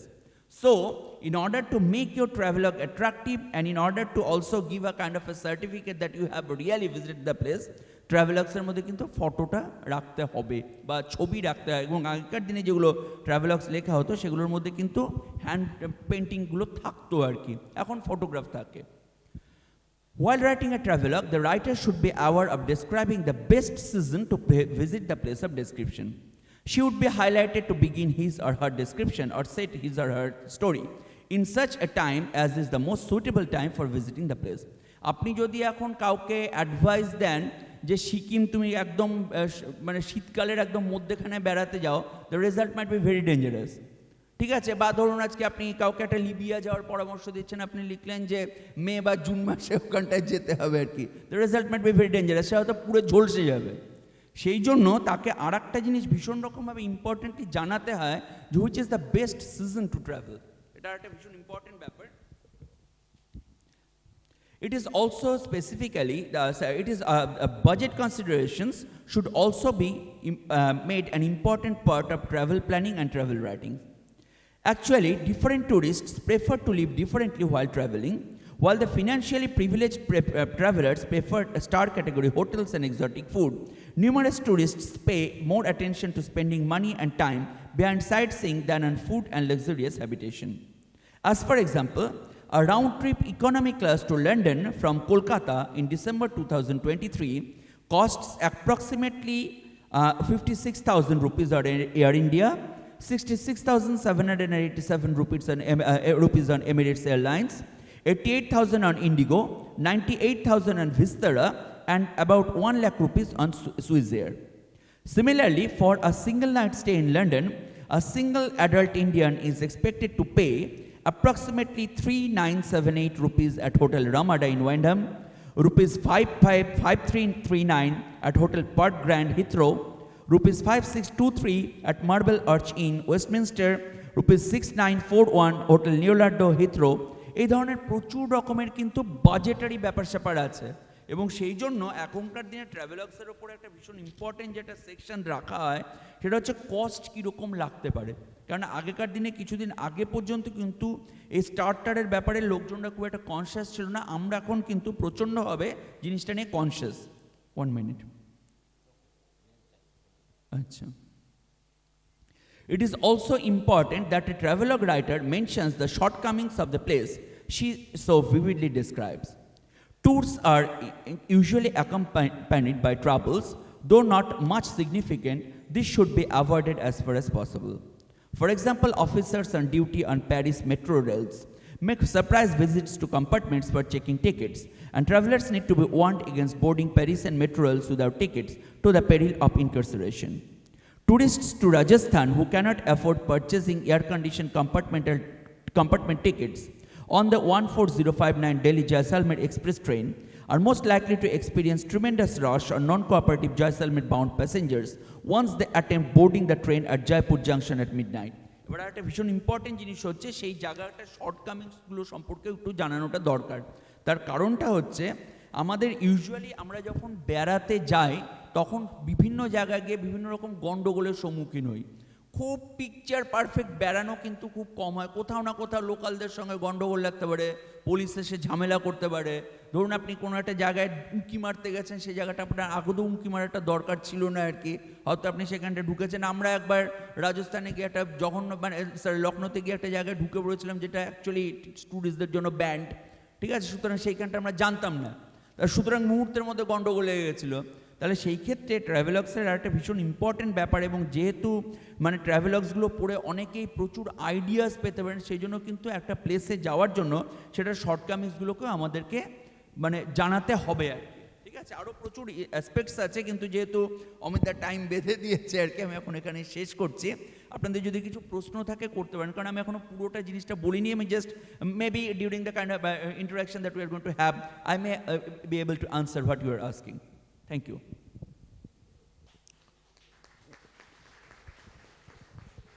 I must thank Professor Roy for being on time and in time, well, and within time as well. See, the thing is,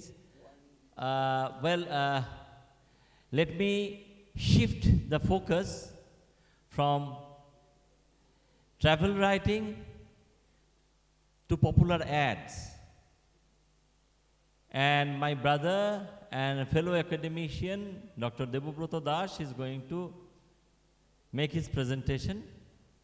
It's about typecasting, you know, how prejudice and fear determine how we perceive and represent things in popular ads. So it's over to you, Debobroto Das, Didi.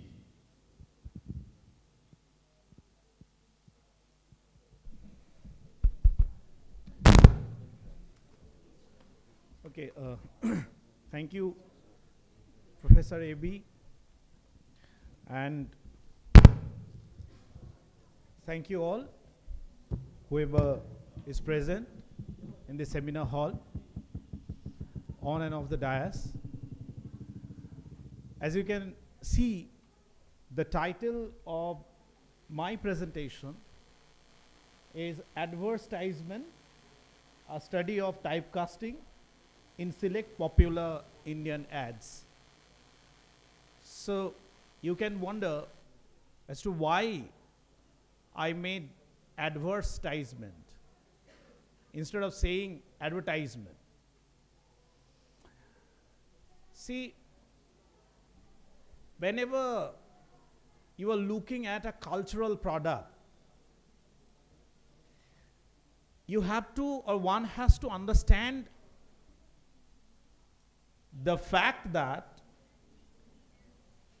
the concept of culture, let alone popular culture, itself has a politics.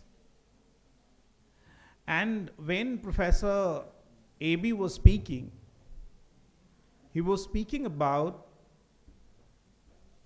manipulation, maneuvering, ideologies of popular as well as popular culture. So every advertisement communicates a message to the consumer, and more often than not, the message is multifaceted, multi-layered, and soaked in politics. We have to understand the politics behind the making of an ad, and also the politics of the message that is being communicated through an ad. So advertisement is adverse both in terms of the maker's attitude towards the consumer, which is very ambiguous at times and complicated as well. And the message, and in terms of the message, the ad is supposed to communicate. We have to understand the nature of this content. I mean the content of the message as well as the content of the ad. I will show you 7 very popular ads. I said Indian ads, most of them are in Hindi, but since those ads have regional versions of as well, and some of the ads were actually made in regional languages and then translated into Hindi. So when I say Indian ad, I don't mean Hindi ads, because there is a tendency to equate Indian with or Hindi with India. So all those 7 ads, all of you present over here have watched several times. Once again, look at those ads, popular ads, and listen very carefully to the words. This is very important, you know. More often than not, we skip the words and the implications, ramifications of those words and terminologies used in popular ads while watching an ad. We focus more on characters, gestures, settings, etc. But I would request all of you, especially the students who are present in this seminar. AB was speaking about the politics, ideology of the popular. And all of us would agree that one part of the definition of the popular is connected to number. How many people love this thing? Love this content? So looking at the audience, one would think that the event has already become very popular. Considering the number of people attending this seminar. But when we entered the college, we were discussing, I mean, it was a scary sight. We were thinking whether we will be discussing our topics among ourselves. But then suddenly a magic happened and the hall became full. I mean, no bench is vacant at the moment. So, see, the picture, if you click a photo of the seminar hall and show it to someone outside, he or she will think that it was a very, grand, popular event. But BAPIT must have forced some of you, or the college authority must have forced some of you in the name of attendance, etc., internal projects, and some of you have, papers to present in the seminar. So you are here. Omidda was speaking about Shotoranjita kintu Amar. So I will stay till the end of the seminar. I may not be listening to what is being said in the seminar, but because I have to present my paper or I have to earn marks in internal assessment or attendance, I have to be there. So that is the politics of popular, That is the politics of making something popular. So what we do is we miss out on these backstage policies, strategies. I was, discussing with Pinakida, where others are, Onik and, other our students are. And then I was telling him that it must be the organizer's pain. So it is included there. Bringing in students. So this is more or less the definition of the popular, and the politics that Amida was speaking about.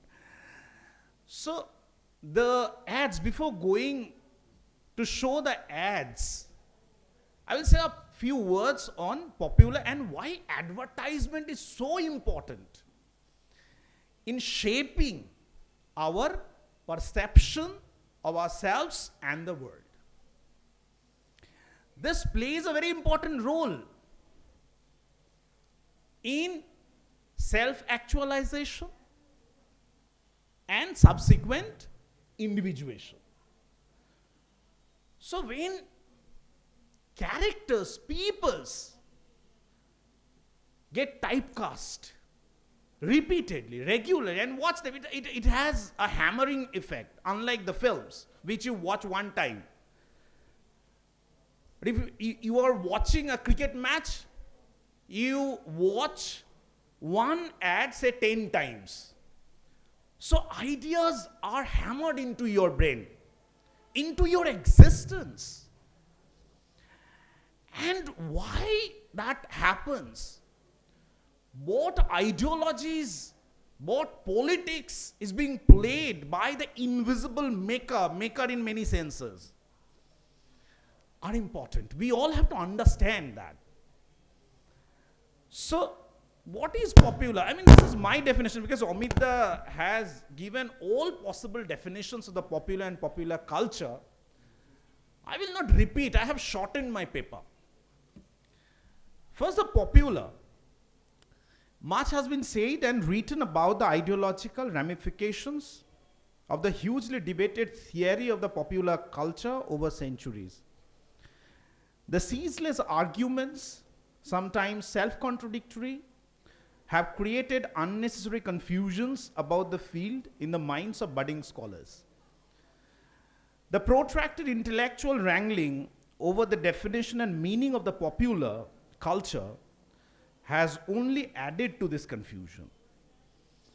It is a universal truism that meaning is relational, contextual, and contingent. It depends on its relation to and difference with the objects around it. Therefore, any attempt to impose homogeneity on this vastly multifarious concept would result in intellectual fallacy. The same applies to the concept of the popular. Lexically speaking, popular is something that is liked or admired chiefly by the common people. In that sense, the popular is designed according to the taste and comprehension of the masses. This popular element in the concept of the popular has had encouraged both the proponents and the critics of the concept alike to develop their subjective models of understanding as well as theorizing the concept of the popular. Whereas one group has eulogized the subversive elements inherent in the concept to the point that they have sometimes considered it as a viable site of resistance. The other group has denigrated it as either a way to cheap sensationalism or as a hegemonic tool of the ruling class to further subjugation. The problem with these traditional attitudes towards the popular greatly lies in the fact that both these theoretical standpoints subscribe to the view that the popular is a monolith, while the truth is that the popular is a multi-layered and multifaceted concept that needs not be studied as a complete whole, but in fragments depending on the context of its manifestations. Now, since popular culture has been elaborately discussed and defined, I am not going to define that once again. I'll state, I straight away will enter the strategy of typecasting in popular ads. The majority of advertising has historically portrayed people in a typecast manner. Typecasting is, in a specific cultural context, a generalized and widely accepted belief about the personal attributes of members of a social category such as gender, ethnicity, or sexual orientation. These are dynamic and change over time. It has been suggested that stereotyped advertising portrayals can reinforce typecasting that exist in society at large. Portrayals of people featured in advertising can thus have an impact on how people see themselves and others. Typecasting can also shape people's expectations and thereby limit the possibilities for self-actualization of individuals belonging to stereotyped social categories. Now, I'm skipping. I'll straight away, go into a couple of psychological theories. that study the impact of popular culture, ads, on people, especially young minds. One is cognitive priming. Cognitive priming is an implicit memory effect where exposure to one stimulus affects the response to other stimuli. The priming cue activates certain pre-existing mental schema, which then automatically evokes behavior consistent with the activated schema. In the advertising literature, priming effects have been observed from stimuli featuring themes as diverse as gender, race, age, and homosexuality. The other theory is reactance. Reactance is another psychological process that could explain the effects of typecasting in advertisements. Previous research shows that consumer reactions to advertising are dependent on their perceptions of its intended audience. Ads, both in terms of what they say and how they say it, suggest to consumer who she or he is and why, and who she or he could be. This information is then used by consumers in forming perceptions of themselves. In discussing typecasting in advertisements, this is particularly interesting. For consumers who feel targeted, it suggests that portrayals in ads will be seen as self-relevant and processed accordingly. Over time, being exposed to advertising using stereotype portrayals will put pressure on the audience to behave in a manner that is consistent with these stereotypes. This limits the personal freedom of consumers, thereby introducing a tension which is likely to lead to reactance. Now, I mean, those who have understood, probably all of you have understood, the impact of the stereotyping, typecasting, otherizing strategies on people. And very briefly, I have touched upon the mechanisms, the processes, and the impacts of how how certain strategies are used by the makers of ads and what messages they are being communicated. What messages are not clear as yet, but I mean certain glimpses probably you have got. Now I'll go to the ads. You watch this, and I would once again request all of you to please listen very carefully the words used in the ads. The first one. The title of this is Poison Breed. The Poison Breed. It's a very popular ad. All of you double click it.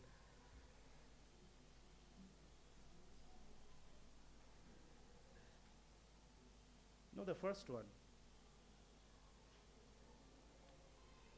Poison Breed. The Poison Breed. Go to the Poison Breed. Yes.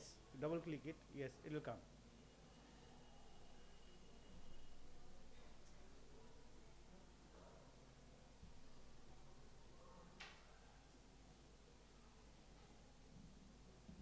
Yes, please.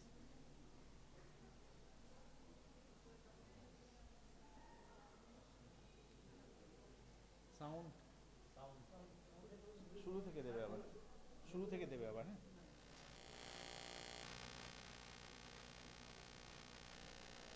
Please hear the first words. This is a conversation between two murgis. Yes, please. না আগেরটা poison.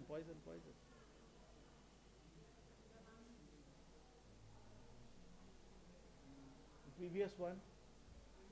Yes, please, this one. ये उम्मीद कतई नहीं थी। कहाँ से मुंह काला करा के आई हो बेगम?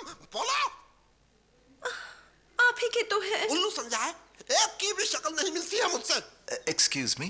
जी? Yes. नया Mentos. Bigger, softer, better. एक मिनट। मैं लाल पीला, ये सफेद, झूठी है तो झूठी। आप मुझ पे शक कर रहे इनको तो कोई फर्क नहीं पड़ा, मगर आपको फर्क पड़ेगा। नया Mentos. Bigger, softer, better. See, what the husband voice says, कहाँ से मुंह काला करके आई हो, बेगम. So it is obvious that it is a Muslim couple. And the Hindi they use is very Lucknowish, UPish. So Begum kahan se muh kala karke aaye ho, and then look at the Begum. How many children, chicks she has. So this is a stereotypical view of, especially of the majority community in India, that the reason for India's overpopulation is the Muslims.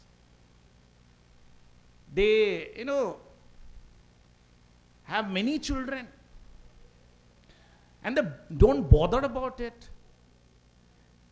But this is a popular myth, So what this ad is doing is it's playing on our perceived myths or perceived reality, we can also say. 5 minutes maximum. It won't take more than that. But if you look at the census report, the last census report, and look at the ratio, see, Muslims are only 14%, the total Indian population, whereas Hindus are 80. And we keep on telling each other that Muslims are responsible for overpopulation and call them population jihadi. So this is a popular image of population jihadi. The husband doesn't have a problem with these many children, but about the parentage, who the father must be. And then when Mentos is offered to him, he doesn't bother about it. He keeps on, barking in a sense. So this shows that Muslims are, this tries to convey to the consumer that, this community doesn't have brain. They are instinctive. They don't think. They don't have any interest in what is happening outside. They're only interested in, these bearing children and overpopulating the country. So this is the popular myth that we have to understand, that someone is forcing these myths about our communities. And we have to challenge these myths with statistics. This is the first one. The second one, please. The second one is the southern question. I have entitled it the southern question. So, these ads are not more than 30, 40 seconds. Next. ಒಂದೇ ಇಡ್ಲಿ ವಡೆ ಬೋಂಡ ಪೊಂಗಲ್ ಉಪ್ಮಾ ಬೂರಿ ಮಸಾಲೆ ದೋಸೆ ಪೂರಿ ವಡಾ ವಡೆ ವಡೆ ये क्या हो रहा है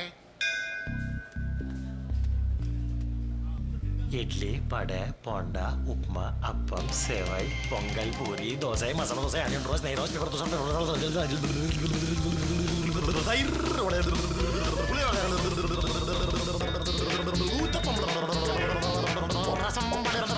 centre fruit कैसी jeep लपलपाई. This once again in Hindi ads and popular films. South Indian characters have always been caricatured. They have always been reduced to lungi, idli, dosa, sambar. When I was explaining the previous ad, the earlier ad, I used a word, they are very instinctive. So here also you can see there is no logic, only instinct. And the entire community, entire South, why it happens? Because the mainstream, quote unquote mainstream Hindi India always sees the South as its cultural other. So this is how the mainstream, the mainland India otherizes South, West Bengal, even West Bengal, Bengalis and Northeast. So stereotyping, typecasting, you will come across most of the ads, if not most than many of the ads and have to understand the politics behind it. The next one, I'll not speak much about these ads because by now you have understood how to read ads. You have to read ads. Don't watch. কি গরম রে বাবা উফ ওদি order বলুন হ্যাঁ সবাই খেলে ঠান্ডা লাও তো नो नो ठंडा क्यों उसमें गड़बड़ है तुम लाओ तो क्या गड़बड़ है उसमें कुछ है वही लोग बोला ना हाँ, कल वही लोग बोलेगा बाल काटना खराब है तो पूरा फैमिली को हिप्पी बनाएगा और हावड़ा ब्रिज पे अप डाउन कराएगा कोई बोलेगा बात करना खराब है तो मुख बंद करके गुंगा घूमेगा कोई बोलेगा कपड़ा पहनना खराब है तो कपड़ा उतर के नंगा ए बिंदु बेशी बक बक मत करो लोग बोलता है अर्धे फूल এই যে माथा यूज करो माथा 100 साल पुराना कंपनी है 200 कंट्री में लोग ठंडा पीता है और दे फूल तुम हमारा बात नहीं सुनेगा अरे बाबा लैबोरेटरी में टेस्ट हुआ है टेस्ट दादा की यू रिटर्न टेस्ट हुआ है सुना रिजल्ट नहीं सुना तू ना आधा सुनता है आधा समझता है रसगुल्ला का रस खाता है और गुल्ला फेंकता है इंडिया नेदरलैंड इंग्लैंड सब का लैबोरेटरी में टेस्ट हुआ है बोला है ओके है फिट है फिर हमको टेस्ट करेगा देख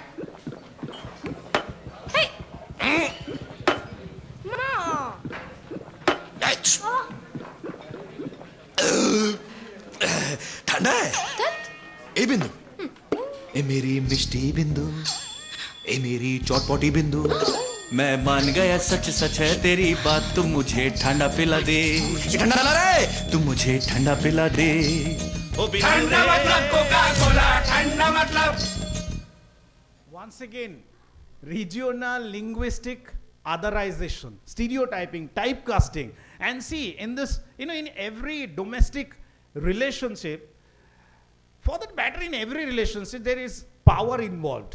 So if you look at this relationship you can see that the woman is dominant and woman is rational wise speaking the woman speaks so you can think mistakenly that this is an ad on women empowerment. It is not.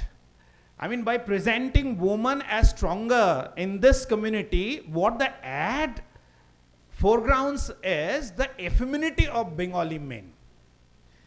See, whenever a Bengali couple has been presented in Hindi films, in many cases, in most of the cases, last was the example, Rocky or Rani ki prem kahani. There's a couple, Tota Rai Chaudhary and Churni Ganguly. See how Tota has been presented and how Churni. Once again, the stronger, the wiser. And, I would say more capable in all possible senses the Bengali woman. So the Bengali man, once again the stereotyped idea of a Bengali man being effeminate is superimposed, right? Forced through these stereotypings. Next one, please. That is right. This is very interesting.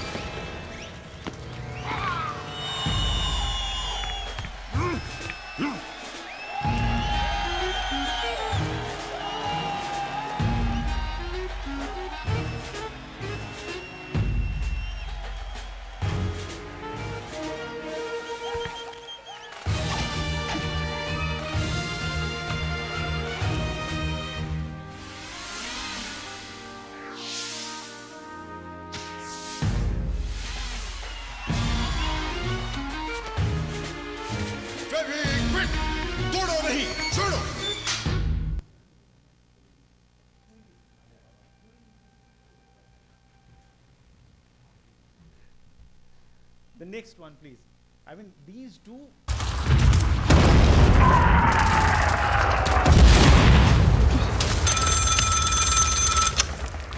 क्यों वो तेरे tank के चल क्यों नहीं रही है?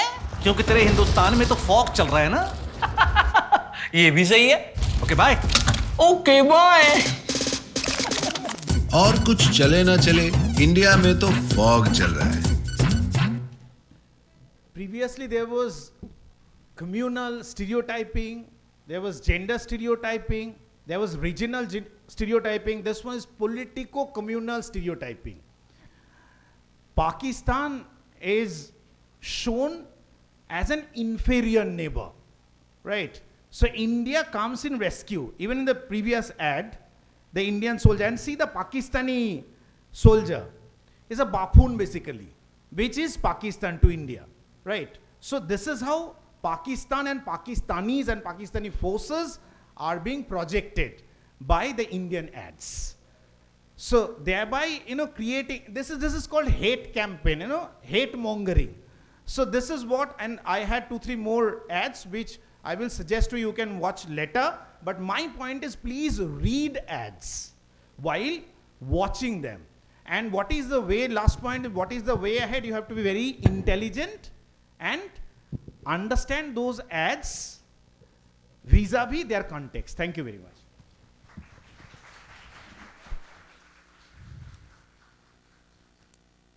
Well, what these two presentations have made is that they have generated a lot of intellectual heat.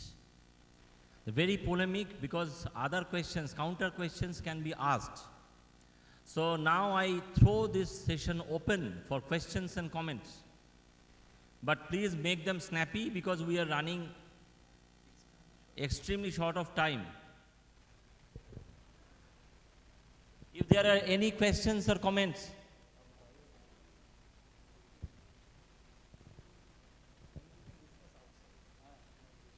Are they?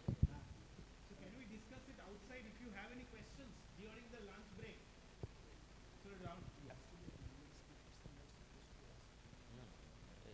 They may. Well, so in that case, because the presenters and the listeners have decided to postpone their blows and counter blows for the lunch, अब मियाँ बीबी का राजी तो क्या करेगा काजी. So obviously I have to sum it up.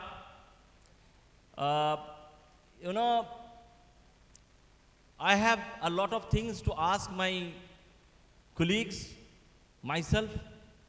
So actually for this session, we have to give the full stop to round it off. Thank you all of you.